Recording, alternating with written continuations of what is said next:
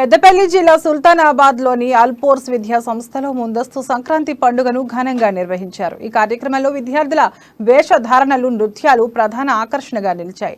పాఠశాలలో పల్లెటూరు వాతావరణం కన్నులకు కట్టే విధంగా ప్రదర్శనలు ఏర్పాటు చేశారు. పొలం, పిండి వంటలు తయారీ, నారు వేయడం, గంగిరెద్దుల ఆటలు, కోడి పందాలు అబ్బురపరిచాయి.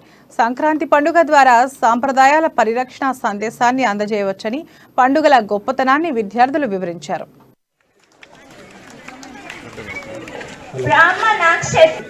సుల్తానాబాద్ లో ఈ రోజు అంగరంగ వైభవంగా మరి ముందస్తు సంక్రాంతి సంబరాలు చాలా అట్టహాసంగా జరిగాయి. ముఖ్యంగా పిల్లలకు ఈ స్థాయిలో మన సంప్రదాయాలను పూర్తిగా చెప్పాలనేది మా యొక్క ముఖ్య ఉద్దేశం.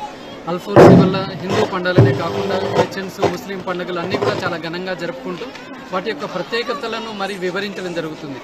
ఇవాళ ఇక్కడ ముఖ్యంగా పిల్లలందరూ 3 రోజుల సంక్రాంతిని ఏ రకంగా జరుపుకుంటారు, భోగి, తర్వాత సంక్రాంతి, ఇవన్నిటి యొక్క విశిష్టతను వీరు చెప్పడం జరిగింది. అంతేకాకుండా ప్రాక్టికల్గా ఇక్కడ కోడి పందాలు కావచ్చు, లేకపోతే గంగిరెద్దులు కావచ్చు, లేకపోతే పిండి పదార్థాలు తయారు చేయడం కావచ్చు, ముగ్గులు కావచ్చు, తర్వాత ఈ సంబరాలు కావచ్చు, ఇవన్నీ కూడా చాలా కళ్ళకద్దినట్టుగా పిల్లలు టీమ్గా ఫామ్ అయ్యి వాళ్ళు చక్కగా చేశారు.